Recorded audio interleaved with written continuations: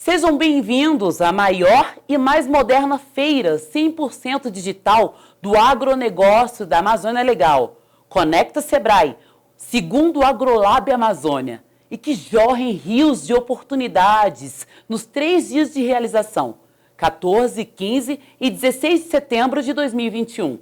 Naveguem nessa experiência.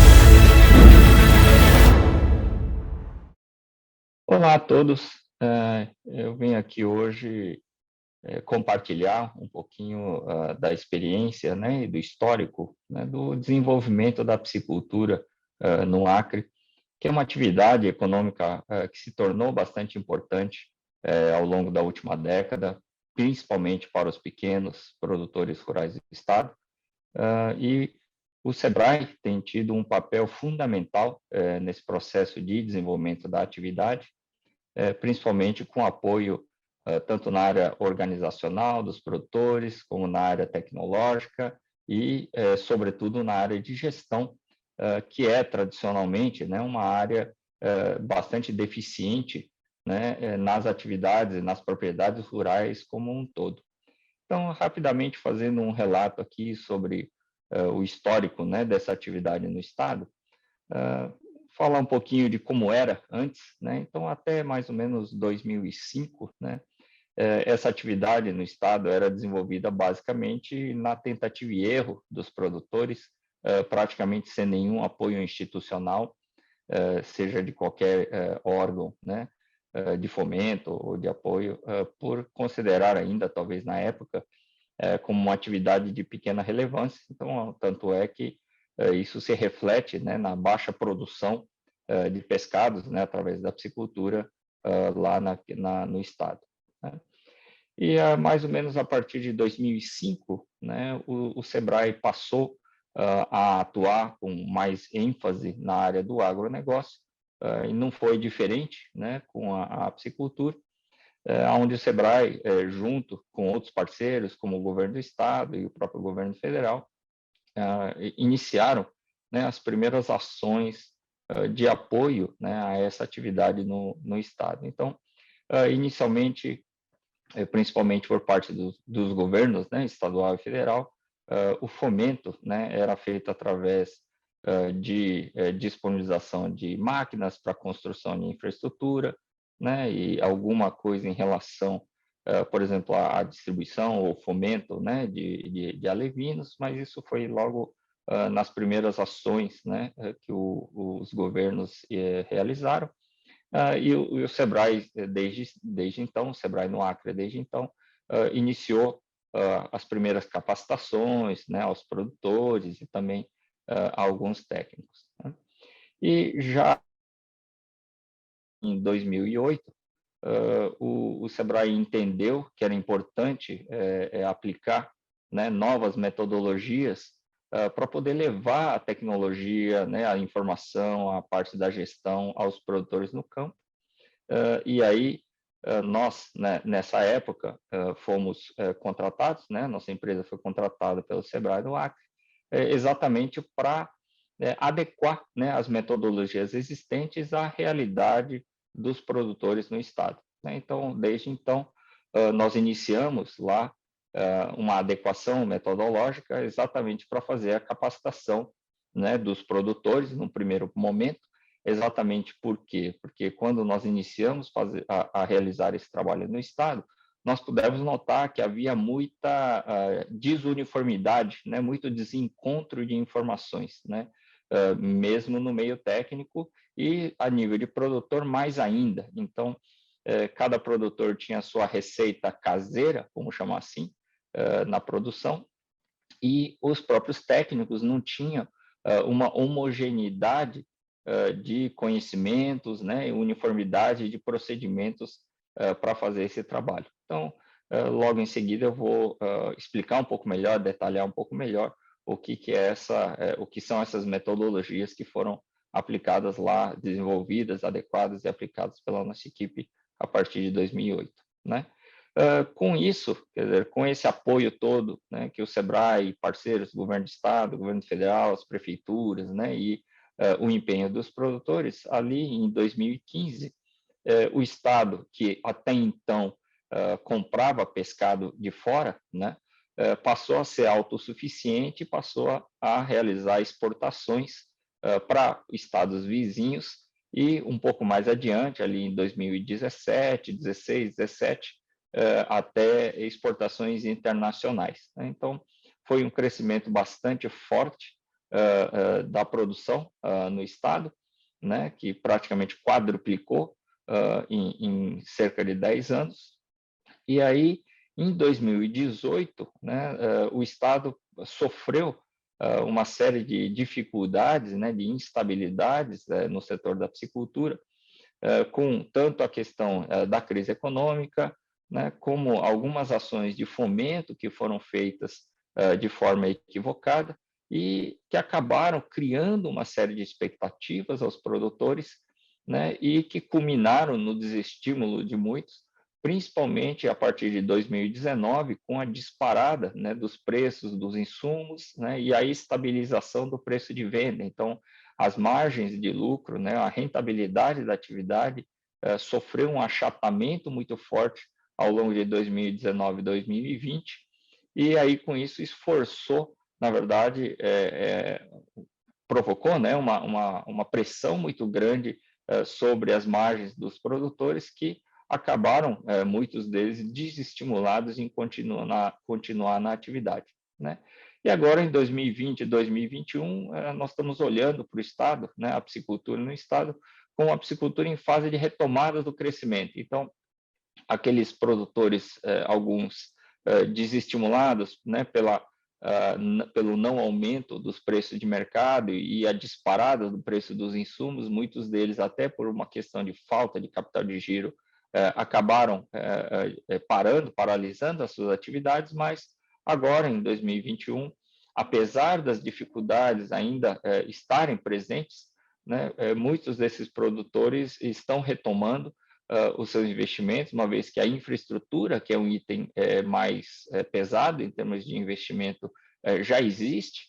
Então, a retomada dessa atividade precisa, na verdade, de novos, né, caminhos, novas metodologias, novas organizações, exatamente para ganhar essa competitividade e poder voltar ao mercado. E claro que quando a gente tem o desestímulo de muitos produtores, a produção diminui, a oferta no mercado diminui e a consequência natural disso é o aumento dos preços de mercado. Então, com a recuperação dos preços de mercado e a recuperação da rentabilidade da atividade, muitos produtores agora, a partir desse ano, já estão retomando as suas atividades de piscicultura, voltando a colocar produtos no mercado. Então, falando um pouquinho mais dessas metodologias que foram aplicadas nos projetos desenvolvidos pelo SEBRAE e em parceria, né, com as instituições governamentais, basicamente iniciou-se, né, esse trabalho com os técnicos, levando uma base teórica e prática mais sólida, né, e uniformizada, homogeneizada, principalmente com a compreensão dos motivos, né, dos que a gente chama dos porquês das coisas, né? Então, muitos técnicos até então utilizavam, né, uma espécie de receitas prontas, né, sem necessariamente compreender os motivos, né, e as causas das dificuldades, dos problemas de manejo, de qualidade de água, né, ou da alimentação, para poder repassar e dar um apoio adequado para os produtores. Então, na primeira etapa, o SEBRAE empreendeu esforços bastante grandes em parceria, principalmente com o governo do estado e com as prefeituras, para realizar essa capacitação, tanto teórica como prática, para fazer um nivelamento de conhecimento com os técnicos em todas as regiões do estado, e também, principalmente, para mudar um pouco o foco, né, daquela questão de aplicar receitas prontas, né, e passar, na realidade, a fazer um atendimento mais personalizado, baseado, né, num diagnóstico e nos porquês das dificuldades que esses produtores estavam enfrentando, né? E, paralelamente a isso, né, nós realizamos diversas capacitações também diretamente aos produtores, exatamente além de levar conhecimento prático a eles, né, mas também repassar uma base teórica para que esses produtores, né, com uma linguagem, né, adaptada e ajustada à realidade daqueles produtores, pudessem passar a entender melhor também os porquês das coisas, e não simplesmente aquela receita de bolo, né, aquela coisa pronta, aquela recomendação pronta, né, que se utilizava até então no passado. E para realizar essa aplicação dessas bases teóricas, né, uma das metodologias que nós aplicamos foi exatamente a metodologia que nós batizamos de 1 passo para trás e 2 para frente, né? Então, o que isso quer dizer? Então, a cada capacitação, a cada reunião, a cada dia de campo, sempre nós fazíamos uma revisão, né, de todos os conhecimentos dos encontros passados, né? Então, um apanhado dos encontros passados, que é exatamente esse 1 passo para trás, e exatamente para voltar 2 passos à frente, introduzindo novos conhecimentos a cada encontro, a cada capacitação, a cada dia de campo que era realizado com os produtores dos diferentes projetos apoiados pelo SEBRAE, tá?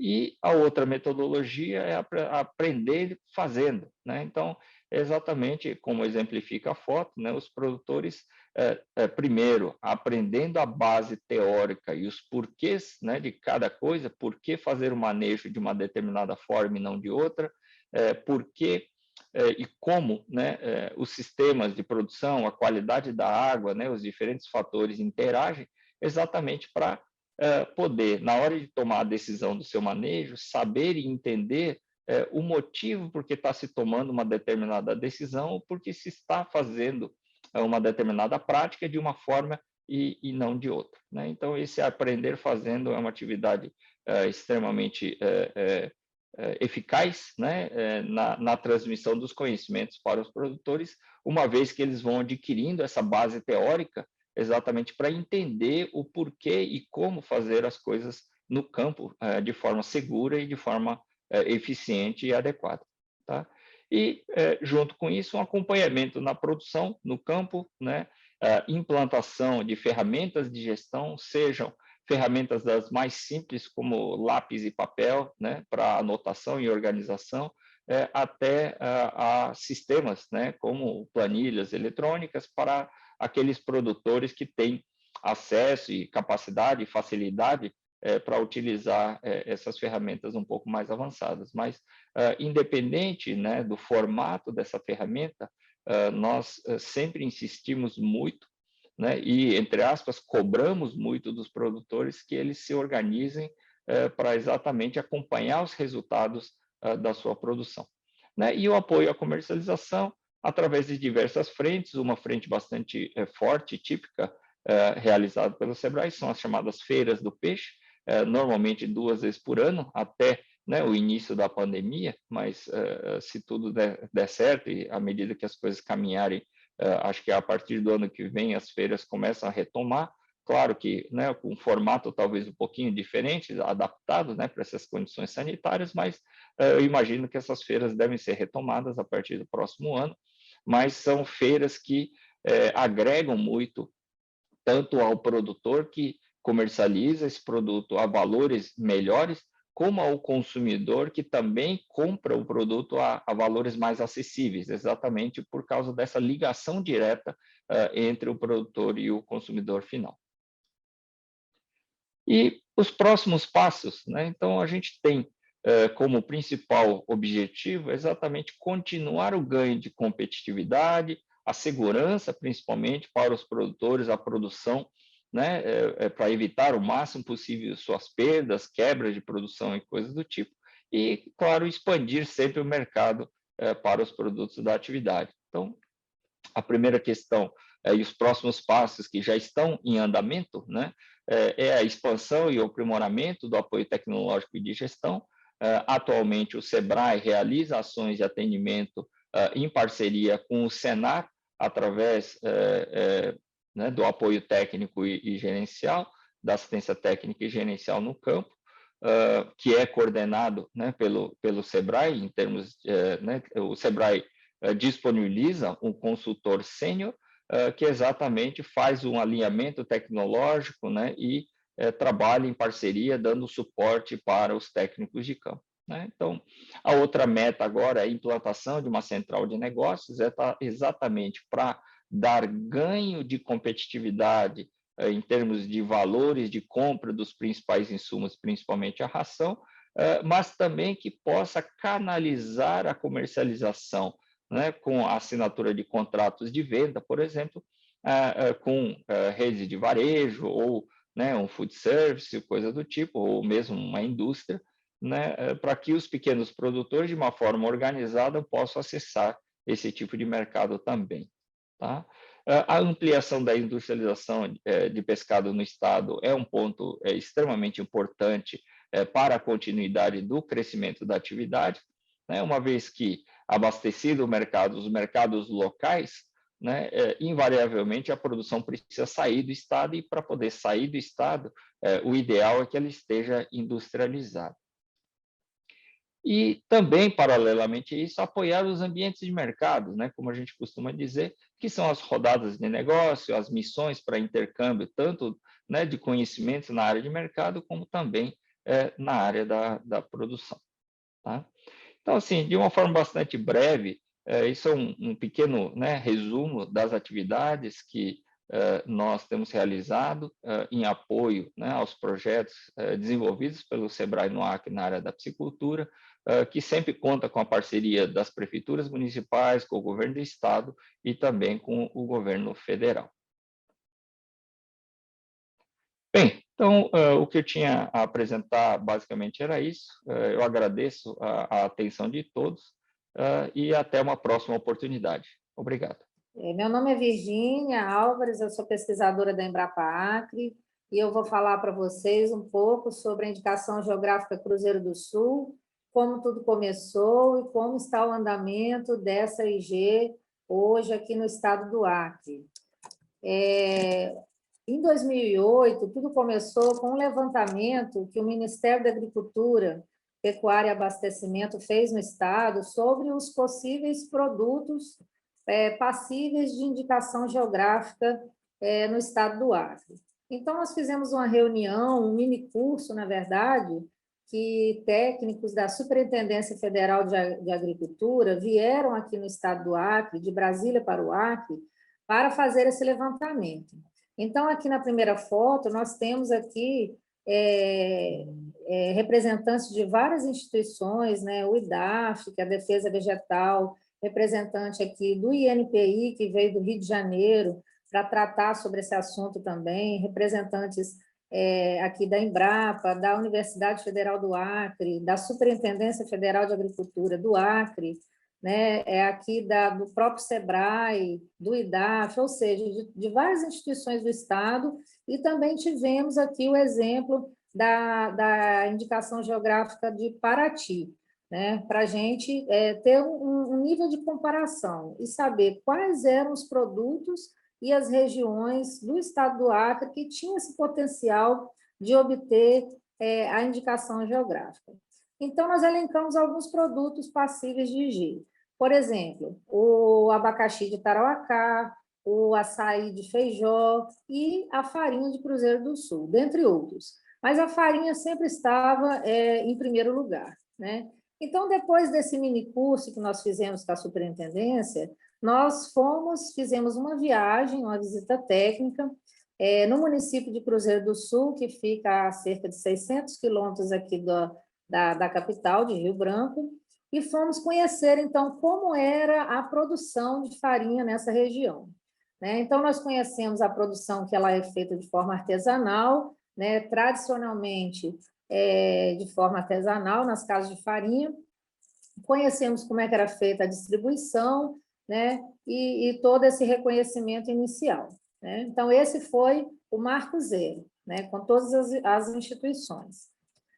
A partir daí, a Embrapa, como eu represento, né, e várias outras instituições começaram a cada um fazer a sua parte, né? Como que cada instituição poderia ajudar os produtores a fazer essa solicitação de indicação geográfica. Então, aqui a gente tem um histórico, né, dos projetos da Embrapa, que teve aí a participação de várias instituições, né, a parceria principalmente do SEBRAE, que é um grande parceiro nosso, mas também do Ministério da Agricultura, também da Universidade Federal do Acre, como eu falei, das próprias prefeituras, do governo do estado, né? Então, a gente, trabalhando junto, a gente conseguiu chegar nesse resultado. Então, eu vou falar um pouco de cada um, mas aqui é para a gente ver a linha do tempo, né? De 2009 a 2011, a gente teve esse primeiro projeto, que a gente chama de GFLOR 1, né? Que é o primeiro projeto que a gente pensou em fazer uma indicação geográfica da farinha de Cruzeiro do Sul.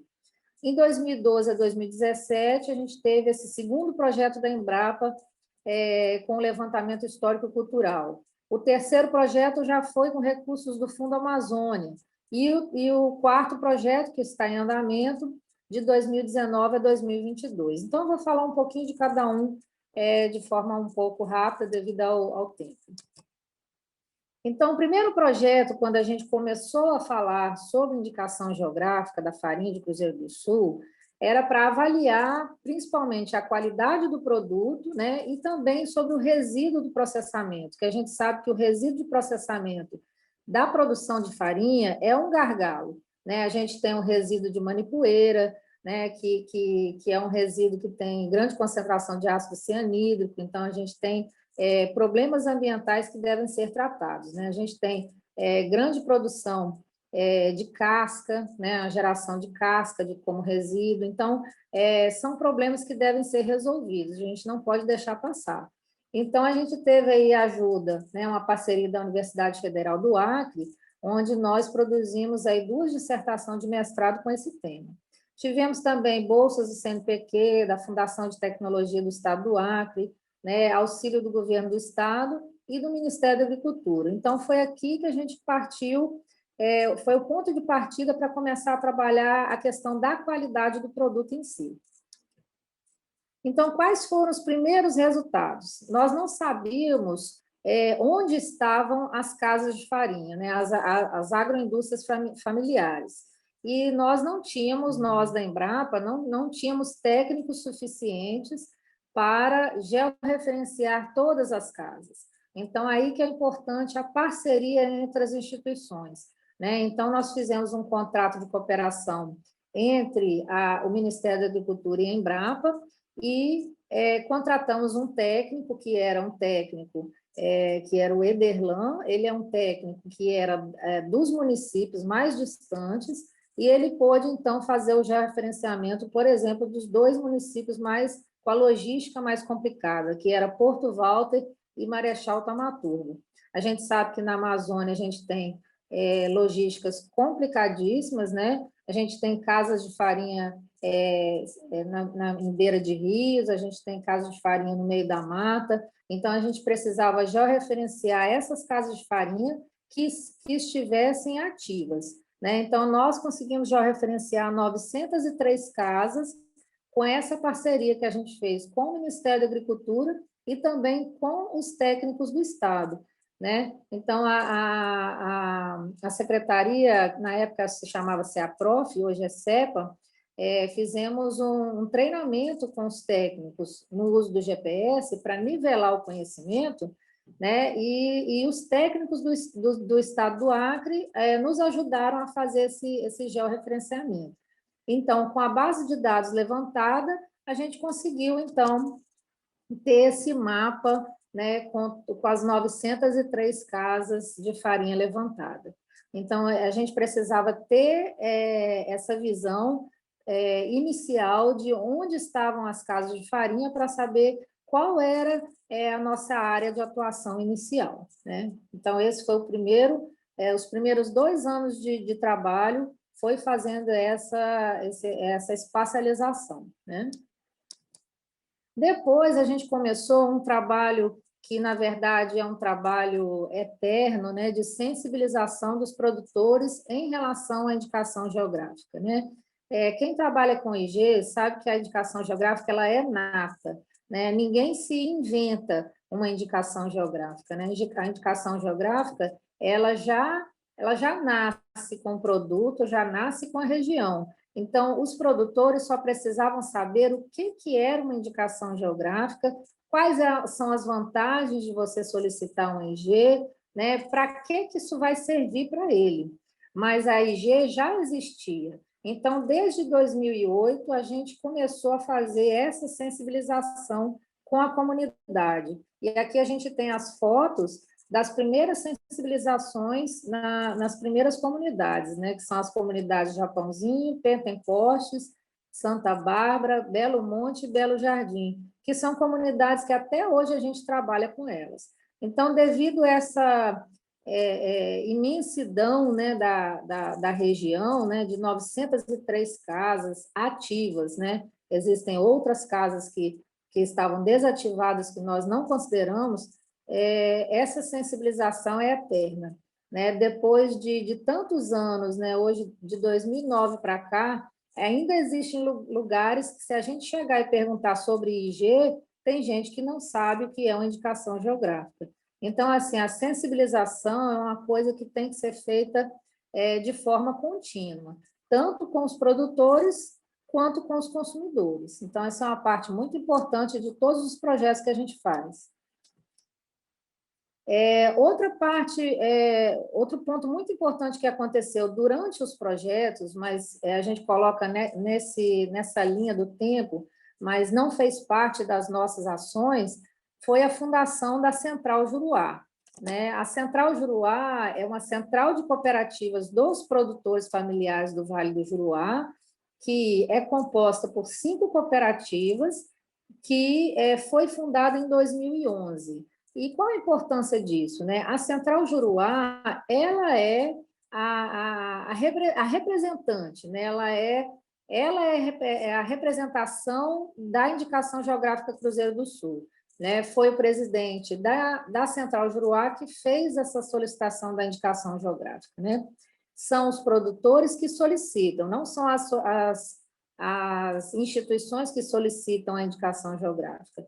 Então, para representar as várias cooperativas, foi criada essa Central Juruá em 2011, para que pudesse representar os 5 municípios que fazem parte de toda essa regional do Juruá, né? É uma regional muito extensa, né, com todas as suas especificidades, mas, para quem conhece, é uma região altamente produtora de farinha, né? A farinha tem a fama de farinha de Cruzeiro do Sul, mas é porque antes toda a regional era conhecida por Cruzeiro do Sul, né? Cruzeiro do Sul era a capital da regional, né? Com toda a mudança que teve administrativa do estado, ela foi se dividindo, né, administrativamente nos 5 municípios. Então, ficou com a fama de farinha de Cruzeiro do Sul, mas ela não é produzida somente no município de Cruzeiro do Sul, ela é produzida em todos os 5 municípios. Aliás, ela é produzida também fora dos municípios, mas a IG foi obtida só para aqueles 5 municípios, né? Então, foi criada essa fundação em 2011, que foi um marco importantíssimo dos produtores, aí não fez parte das nossas ações, mas que é uma ação importante para a solicitação da IG.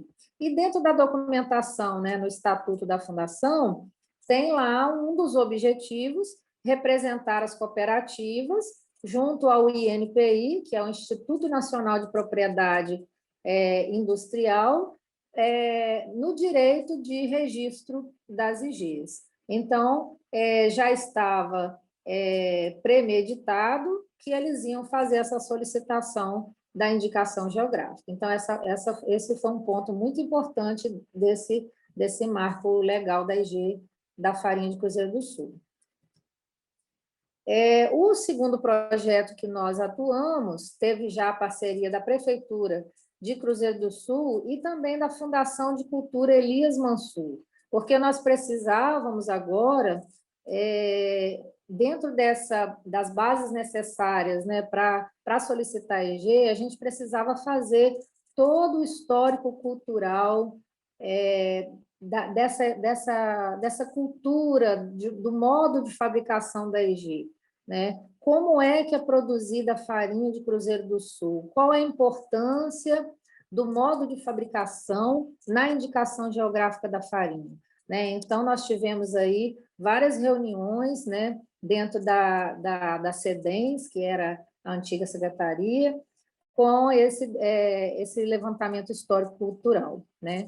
A Fundação Elisa Mansur, que foi responsável por fazer esse histórico-cultural, e aí a gente tem fotos lindíssimas, né? A Irineida Nobre, ela foi responsável por todo esse levantamento histórico-cultural, fez entrevistas, a gente tem uma cultura indígena e uma cultura nordestina, uma miscigenação muito importante nessa cultura e nessa produção da farinha de mandioca de Cruzeiro do Sul. E esse envolvimento, né, essa mistura, essa miscigenação, né, a mistura de culturas é que fez a solicitação da EG, né, esse modo de fabricação, essa especificidade, né, do produto. Outro resultado que nós obtivemos dentro dos projetos foi o auxílio na logomarca inicial da EG.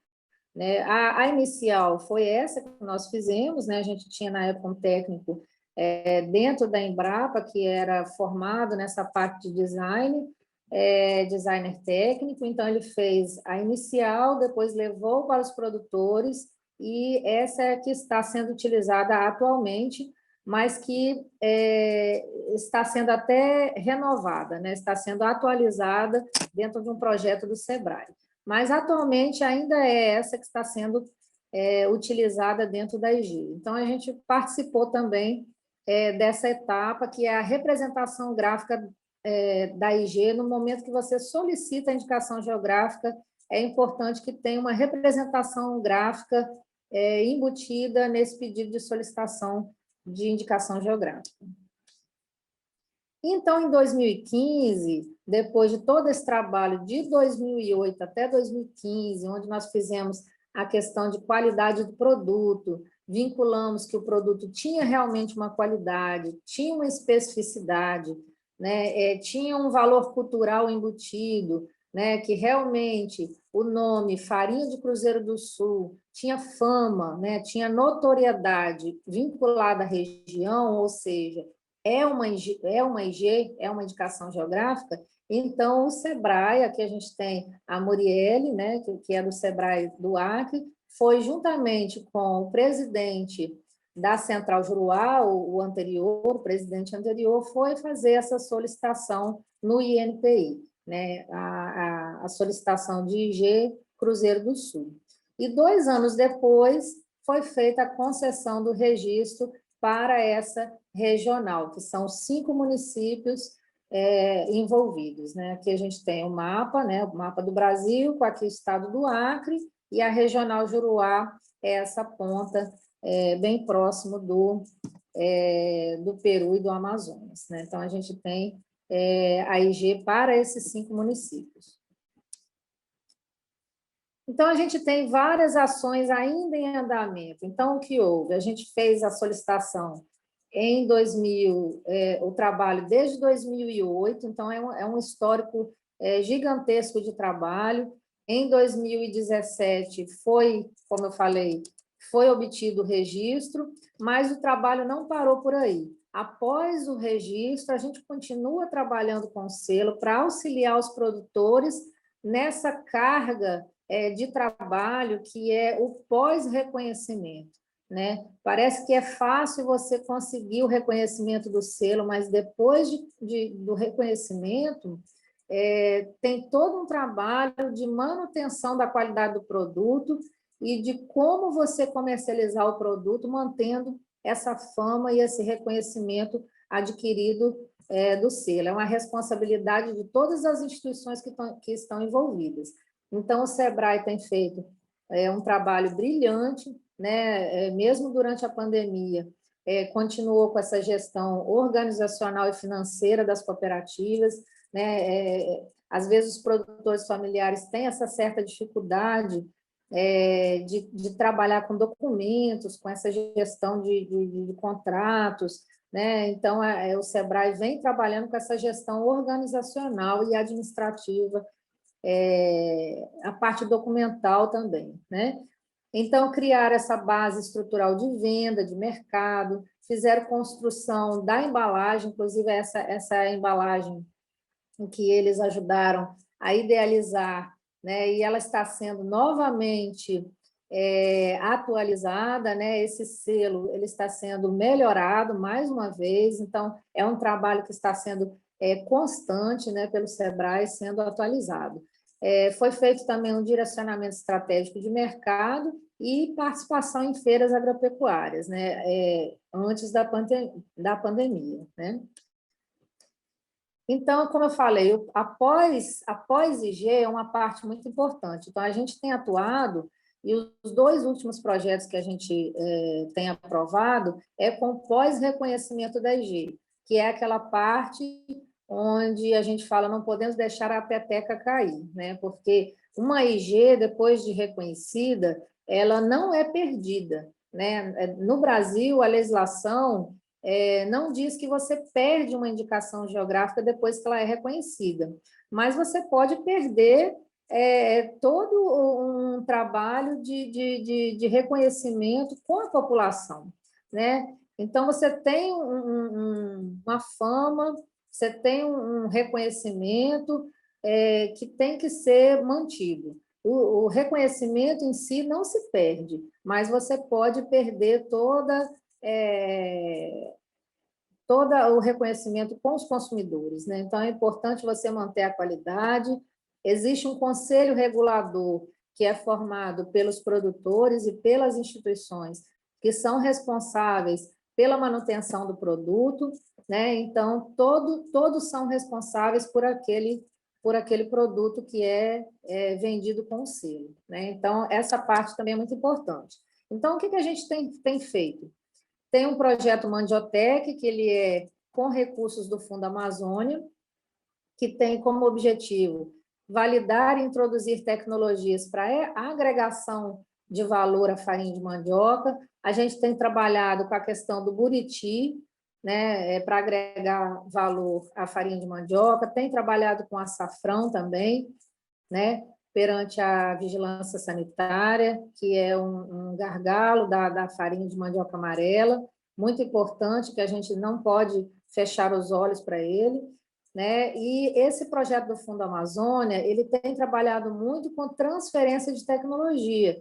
Então, quando veio a pandemia, a gente ficou muito prejudicado com essa questão de transferência de tecnologia, porque a gente fazia muita capacitação, e com a pandemia a gente acabou tendo que paralisar, né? Mas na semana passada a gente já conseguiu voltar a fazer um pouco dessas capacitações em boas práticas de fabricação, com a população bem mais reduzida, mas a gente tem conseguido retomar os projetos dessa forma. Estamos também com o objetivo de agregar valor à manipoeira como alternativa para reduzir o desperdício e a contaminação ambiental. Esses são os objetivos desse projeto do Fundo Amazônia, que tem, mais uma vez, a parceria da Central Juruá, do SEBRAE, do Governo do Estado, da Prefeitura de Cruzeiro do Sul, que sempre foi um grande parceiro, e do Ministério da Agricultura.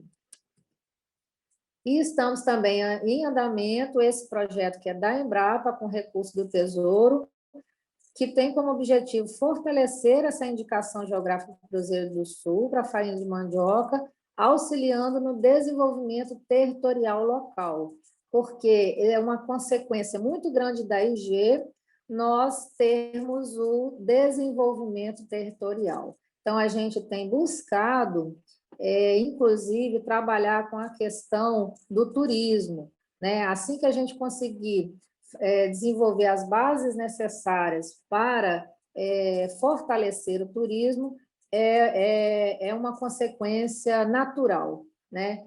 Todas as indicações geográficas do Brasil é uma consequência natural que as pessoas vão conhecê-las, né? As pessoas têm curiosidade, inclusive, mesmo a gente não chegando nesse ponto ainda dos projetos, a gente sabe que as pessoas já estão buscando, né, conhecer, né? Já sabem que existe a farinha de Cruzeiro do Sul, então as pessoas já estão visitando, né, as casas de farinha, já querem saber como é produzida, o que é a farinha de Cruzeiro do Sul.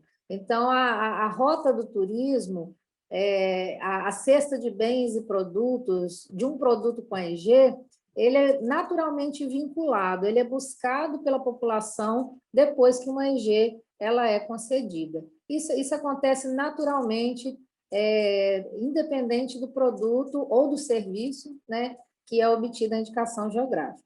Então, é um desenvolvimento territorial local que a gente quer buscar, né?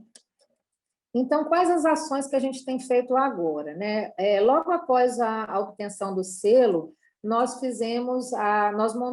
formamos um grupo de trabalho que nós chamamos, que é o GT de Assessoramento Técnico da EG. Então, logo abaixo da indicação geográfica, existe um grupo gestor.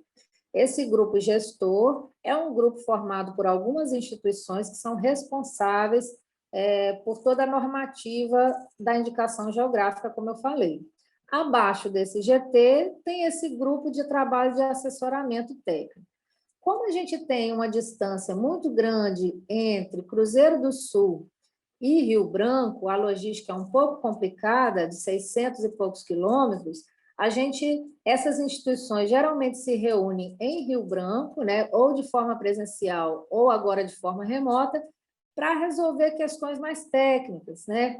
A documentação, os laudos técnicos, né? O controle de qualidade, onde vai ser retirada a amostra, coisas técnicas que a gente pode resolver dentro das instituições e depois levar as respostas e os resultados para o Conselho Regulador, né? Então, tem funcionado muito bem dessa forma e é um apoio que as instituições podem dar para o Conselho Regulador e para os produtores de uma forma mais efetiva, né? Mais eficiente até. Então, a gente tem, formando o grupo de trabalho, o Conselho Regional do Turismo, né? Que quando a gente vai tratar de assuntos do turismo, a gente sempre chama, a Secretaria de Agricultura de Cruzeiro do Sul, a Embrapa Acre, o IFAC, Vigilância Sanitária Municipal e o SEBRAE. Então, dependendo do assunto que nós vamos tratar, uma ou outra instituição participa da reunião. Não necessariamente precisa de todas as instituições participarem de todas as reuniões, vai depender do assunto que é tratado, né? E o IDAF, SENAR, SEMA e CEPA também podem participar, dependendo do assunto que é tratado. Então, existe um envolvimento muito grande de várias instituições para tratar desse tema da indicação geográfica Cruzeiro do Sul. Aqui a gente tem algumas fotos, né, das reuniões que nós fizemos. Aqui a gente tem envolvimento de Embrapa, de Vigilância Sanitária, de Secretaria, de Prefeitura, de IDAF, né? Então, Secretaria do Estado, SEBRAE, então, várias instituições estão envolvidas nessas reuniões. Outras ações que são feitas também, mas paralisou perante a pandemia, foi o plano de comunicação para a promoção do produto. Então, como eu falei, quando se tem um EG, a gente tem a promoção tanto do produto quanto do território. Nesse caso, a promoção do produto se fez e vem se fazendo com os festivais, né, ou com as exposições. A gente tem o Festival da Mandiocultura, que foi feito em 2018 e 2019, em Cruzeiro do Sul, e a gente tem aqui a Expo Acre, que foi feita em 2018 e 2019, e o SEBRAE levou a exposição, né? E depois, na pandemia, essas exposições não existiram, né? Foram paralisadas, então nós estamos aguardando outra oportunidade para fazer essas exposições. Nós também participamos de oficinas de boas práticas de fabricação, né? A Embrapa também participa, o SEBRAE também participa. Então, nós fizemos oficinas em Manso Lima, em Marechal Thaumaturgo, em Porto Walter e em Cruzeiro do Sul. né? Essa aqui foi a oficina, né, que o pesquisador Marcos Arthur participou, da Embrapa Acre, em Marechal Thaumaturgo. Geralmente faz uma parte teórica, depois uma parte prática na Casa de Farinha.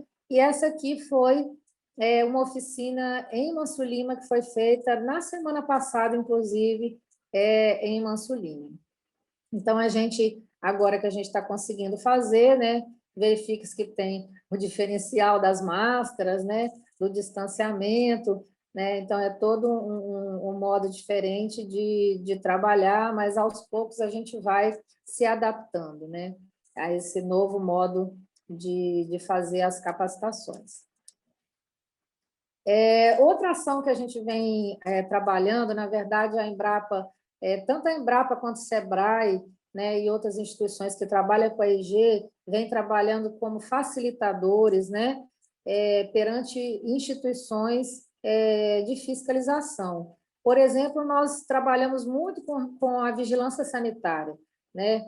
Independente de ser um produto de indicação geográfica ou não, é um produto alimentício. Então, é muito importante que o produto esteja regularizado de forma sanitária, né? É um produto que vai servir como alimento, então, ele tem que estar regularizado dentro dos padrões da legislação, tanto o padrão da legislação do Ministério da Agricultura, que existe um padrão, né? Existe um regulamento próprio para a farinha de mandioca, quanto padrões da vigilância sanitária. Então, a gente sempre faz reuniões, aqui a gente teve reunião com a Visa Estadual, foram reuniões antes da pandemia também, né? Quanto reuniões com a Vigilância Sanitária Municipal de Cruzeiro do Sul. Na verdade, isso foi reunião que veio os técnicos da Vigilância Sanitária dos 5 municípios. Nós conseguimos trazer os técnicos dos 5 municípios para fazer a reunião em Cruzeiro do Sul. Então, essa foi uma reunião muito importante, onde nós conseguimos balizar as informações. E, a partir daí, nós conseguimos fazer, inclusive, um desenho, um layout de uma casa de farinha, que nós chamamos de uma casa de farinha padrão, para a nossa região. Então, foi um trabalho extenso, uma conversa entre Vigilância Sanitária e Embrapa e SEBRAE, que a gente conseguiu fazer um desenho, né, um layout, um esboço, né, um esboço técnico, com memorial técnico, para recomendar aos produtores como deveria ser as adequações das casas de farinha perante a vigilância sanitária. Então, é um trabalho que a gente tem feito que não é de pesquisa, né, não é de promoção, mas é um trabalho extenso que a gente acha importante fazer para os produtores. Então, a gente acaba sendo um facilitador, né?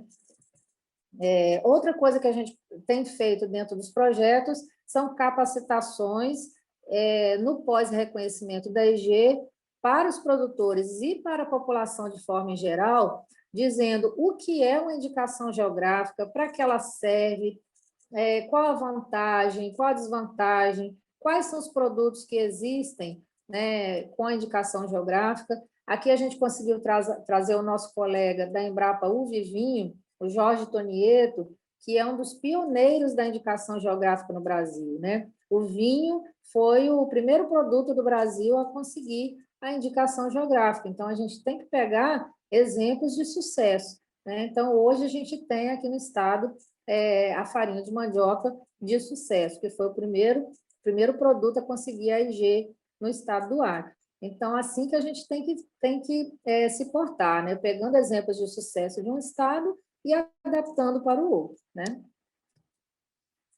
A Embrapa tem atuado fortemente no que a gente pode fazer. Então, a gente pode fazer a parte de controle de qualidade interna, né? A gente faz coletas diretamente nas casas de farinha e coleta também no mercado, né? No mercado consumidor, e a gente faz a análise dessa farinha. Então, nosso laboratório está adaptado e a gente tem um laboratório de farinha de mandioca que a gente consegue fazer a análise completa. Então, a gente faz a classificação do produto e faz toda a análise físico-química. Então, com essas análises, depois que a gente tem o laudo, completo da análise, a gente faz a devolutiva para os produtores, leva o laudo de resultado para eles e explica para eles aonde está o problema, por que que aquela farinha dele não foi classificada como tipo 1, tipo 2, ou por que que aquela farinha dele foi desclassificada, ou por que que aquela farinha dele ela teve algum problema com matéria estranha, né? E a gente ainda vai em loco na casa de farinha dele e verifica qual pode ser o problema ou o ponto crítico de controle da casa dele. E, com isso, a gente tem conseguido reduzir grandemente a quantidade, por exemplo, de matéria estranha no produto, né? Esse aqui, por exemplo, foi antes da gente começar esse trabalho, a gente tinha, na primeira coleta, 77% das amostras, né, tinha matéria estranha no produto. Já depois da segunda devolutiva, a gente só tinha 22% de matéria estranha. E o que é a principal matéria estranha que a gente encontra por aqui? Pedacinhos de madeira, né? Então, a gente via que os pedaços de madeira geralmente eram de desgaste de algumas partes de artefatos feitos com madeira. Então, a gente conseguiu ir lá na casa de farinha e mostrar para ele que nas devolutivas aonde é que estava o problema da farinha dele. E, com isso, ele trocava aquela parte e resolvia o problema. Então, às vezes, a gente vê que não é um problema de pesquisa, a gente precisa de uma extensão rural, a gente precisa de uma coisa mais importante, aí a gente vai e pede os nossos parceiros para ajudar, e a gente está sempre, eles estão sempre de braços abertos para a gente. Então, várias instituições atuando, né, a indicação geográfica, ela vai conseguindo melhorar, né, para chegar no mercado de uma forma adequada, né? Então, cada instituição fazendo o seu papel. Agora, a gente tem também atuado na questão da melhoria das casas de farinha. Então, essa foi a primeira casa de farinha que a gente fez, após conseguir aquele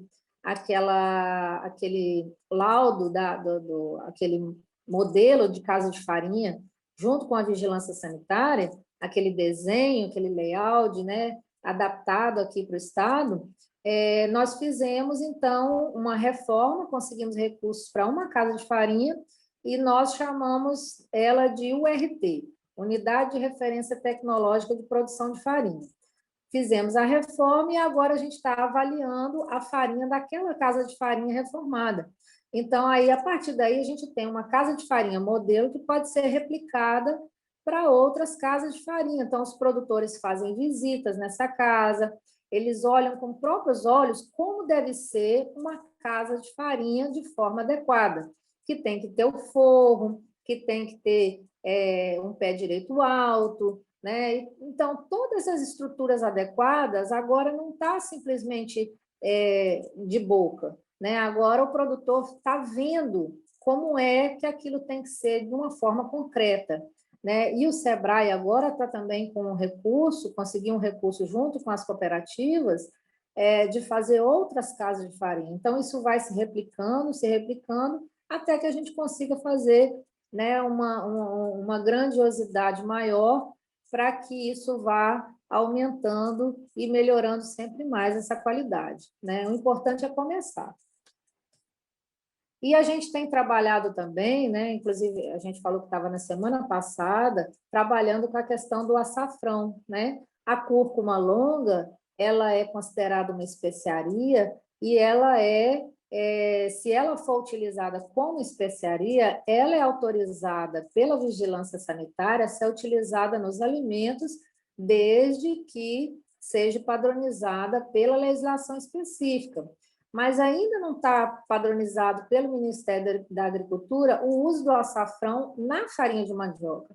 Então, a Embrapa está organizando as informações para ter essas informações e esses dados disponíveis para o Ministério da Agricultura. Então, hoje a gente está trabalhando com a questão da concentração do açafrão, né? E estamos trabalhando também com a questão da preferência do consumidor. Qual é a preferência do consumidor para a farinha de Cruzeiro do Sul? É uma farinha amarela ou uma farinha branca? É uma farinha com a tonalidade muito amarela ou uma farinha com a tonalidade pouco amarela?